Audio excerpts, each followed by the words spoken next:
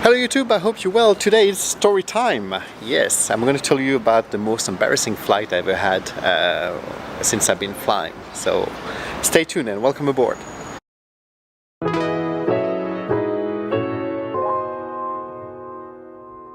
So this happened about just around 1 year ago. I was flying out of Japan and it was going to be a long day, about 10-hour flight, and everything is going well. And on the airline where I work, we are required to check the passenger's boarding pass when they arrive, so we can check if they're going to a good destination. We can check the seat numbers to direct them to the first or second aisle, and they have to turn left for business class or turn right for economy. And also we can use their name when we greet them, which is always nicer. But some passengers don't know exactly what to give us, even though they've been told on the PA in the departure lounge. So this lady was the first one to arrive. She's actually French, and she gave me both, but doesn't hold the passport correctly. And I get the boarding pass, and the passport is about to fall, and I see it falling in between the air bridge and the gate of the plane. And it was pouring rain outside. I mean, if it goes in between the crack, if it goes on the floor, it's going to be soaked and probably unlikely to be used again, because if it can't be read by the machine, then it's quite useless. So that would compromise our next few travels.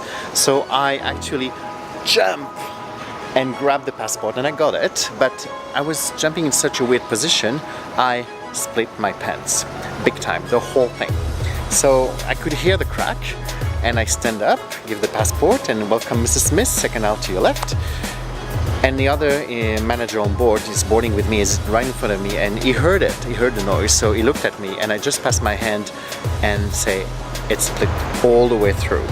So he lost it. He just started to laugh. He couldn't board with me, so I had to send it to the toilets and then get someone else to board with me. And then, of course, during the whole boarding, they all come, all the flights, and one after the other. Are you alright? You feeling refreshed? Is there any air over there? So we just laughed. But the thing, like I said, what I'm going to do, I'm starting my day 10 hours with my butt exposed. I had undies, and they were dark gray. I was lucky that day. The day before, they were quite bright orange. But still, I don't want the passengers to see my undies. And they asked me, do you have anything else? So I've got a pair of jeans, but it's actually in a hold because I use them in Japan. But I can't work on jeans. But what's worse, work with jeans or work with a split pants? Anyway, so I try to be creative. I don't have a sewing kit. Now I do have one with me all the time. So I asked other crew member, actually I asked the gate agent, the ground staff, I said, do you have a stapler I could borrow and bring it back next time I come to Japan? They give you this mini one, you can staple pretty much just 2 sheets together, and that's it. So after takeoff, go in the toilets, put my pants inside out, staple as much as I can the pants, put them back, and then one of the first tasks we have during the day is to go and greet our elite passengers and our top tier passengers and our business class passengers. What should I do? And I'm actually kneeling down and I'm keeping my butt straight and then my chest to the front, so really making sure nothing's gonna happen and no one's gonna see anything, but I can feel all the staples one after the other popping, pop, pop, pop. And I say, oh my god, I'll be completely exposed within like a minute.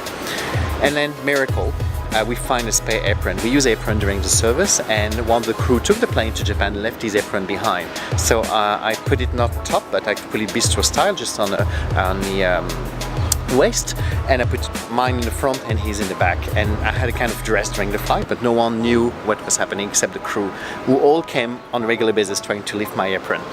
But we had the most fun day. We had such a laugh on that day. When we arrived at destination, I took the apron out and walked very, very straight, squeezed my butt through the terminal, and everything went well. But yeah, that was a very interesting day, quite fun one, but I was feeling very embarrassed. So that was the story time for today. I hope you enjoyed it and you had a laugh. And then I'll see you tomorrow for the next vlog, or next week for another serious video. Have a good day. Cheers. Bye.